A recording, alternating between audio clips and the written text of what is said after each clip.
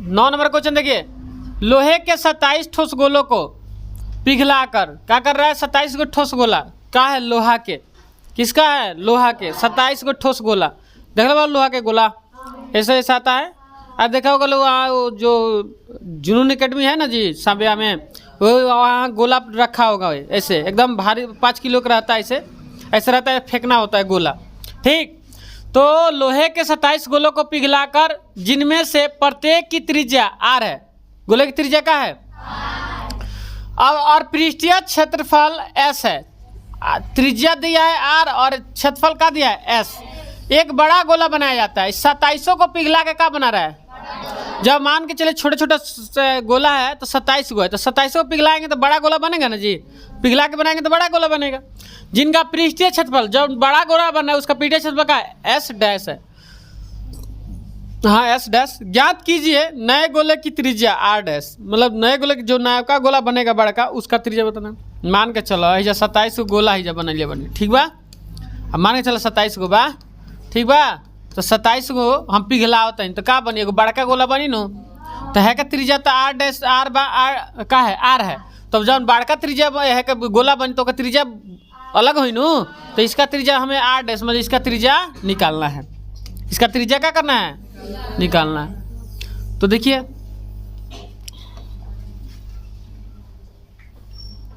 हल करें। देखिए छोटे गोले की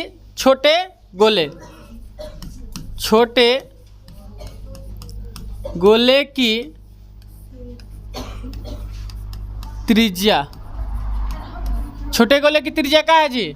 आर है। क्या है? आर। बड़े गोले की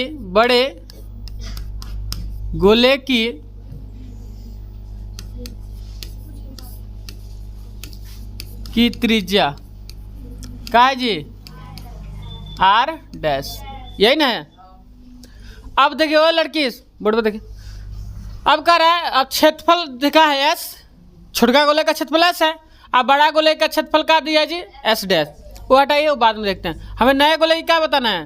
त्रिज्या आर, मतलब नए गोले जो बड़का गोला बनेगा, मान के चलिए ये छोटे गोला हम पिघला रहे हैं 27 को, मान के चलिए 27 को है, अब पिघला के क्या बनाएंगे? बड़का गोला तो बड़ बनेगा, तो इसका त्रिज्या आर है, तो इसका त्रिज्या में आर डैश, मतलब इसका त्रिज्या में क्या करना है? बताना है।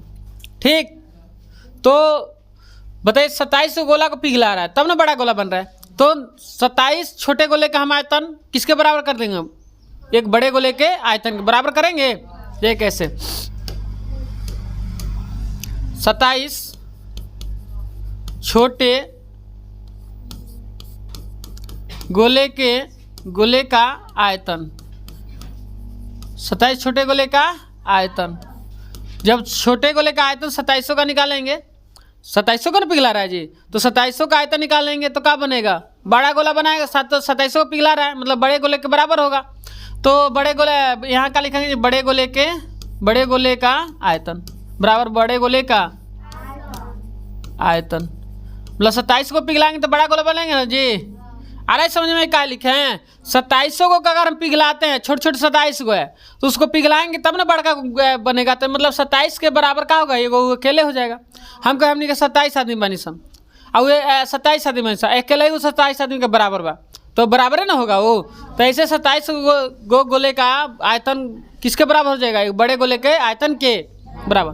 गोले का आयतन 27 है, तो 27 को गोला है ना जी, 27। गोले का आयतन क्या होता है? 2/, नहीं जी गोले ना है जी, 4/3 पाई आर क्यू। ठीक, 27 को है, अब बराबर किसके बराबर हो जाए जी? बड़े गोले का। बड़े गोले का आयतन क्या है जी? वही ना होगा 4/3 पाई आर क्यू होगा। तो इस बड़े गोले का त्रिज्या क्या है? आर डैश ना जी, इसका आर क्यू ऐसा होगा। बोलिए आ रहा है समझ में? अब बताओ हाई दोनों कट जाइयो एक खनिबा आए, तो 27 आर क्यू बराबर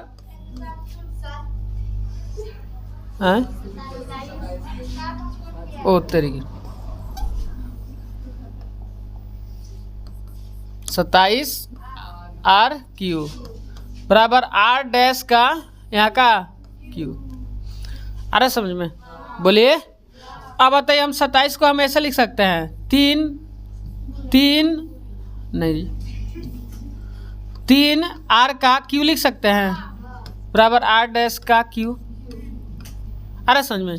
फिर हम 3 बार 27 के लिखे हम 3 के 3 बार लिखे हम 3 बार तो 27 ना आ जाए। आर क्यू 3 बार ना आ जाए हैं। आर 3 बार लिखे तो आर क्यू आ जाए। समझ में आयल। अब तू लो बताओ लो है दोनों गायब हो जाइए। आर क्यू 3 से 3 तो बताओ आर डैश बराबर का मिलल आर डैश बराबर 3 आर ये ना मिलल हो। मतलब बड़े गोले की त्रिज्या का आ गई 3 आर। बड़े गोले की त्रिज्या 3 आर। समझ में आ रहा है। बोलिए आया है आंसर आ गई। चला आगे बढ़िए। अब किसका निकलना है जी एस और एस डैश का अनुपात। एस और एस डैश का अनुपात। एस मतलब क्या है बताइए। एस का है एस है छोटे गोले का क्षेत्रफल। एस डैश का है बड़े गोले का क्षेत्रफल। यही ना इसका क्या निकलना है अनुपात। एस और एस डैश का अनुपात यही ना है। दूसरा देखिए दूसरा एस और एस डैश का क्या निकलना है अनुपात। अब बताइए अनुपात जब निकालेंगे ओए शांत रहे। अनुपात निकालेंगे तो पहले यहाँ समझिए एस और एस डैश का है। यहाँ देखिए यहाँ एस है एस का है छोटे गोले की त्रिज्या क्षेत्रफल है पृष्ठीय क्षेत्रफल है ना जी छोटे गोले का एस है। अब एस डैश का है यहाँ बड़े गोले का पृष्ठीय क्षेत्रफल है। तो अब देखिए जब अनुपात निकालेंगे तो मतलब छोटे गोले का क्षेत्रफल ऊपर रहेगा और बड़े गोले का पृष्ठीय क्षेत्रफल नीचे रहेगा तब ना अनुपात निकालेंगे। तो देखिए क्या लिखेंगे जी छोटे गोले का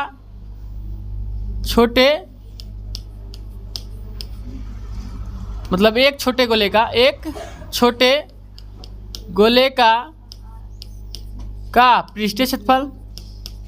पृष्ठीय क्षेत्रफल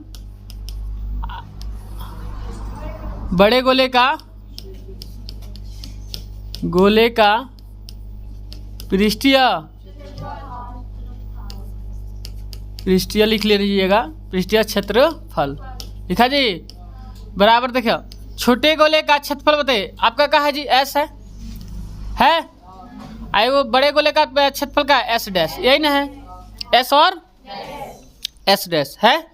तो आप बताइए एस और एस डैश ए हटाइए इसको लिखना कोई जरूरी नहीं है। गोले का क्षेत्रफल क्या होता है 4 पाई आर स्क्वायर सही है बटा इसका भी देख बड़े गोले का भी क्षेत्रफल वही होगा छोटा हो या बड़ा क्षेत्रफल का होता है 4 पाई आर।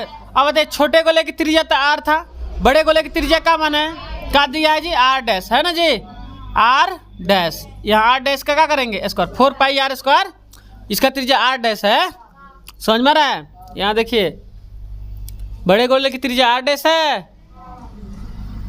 अब देखिए आप बताइए यहाँ गायब हो है दोनों तो क्या बच जाइए आर स्क्वायर आर डैश का स्क्वायर हो आर कितना बाओ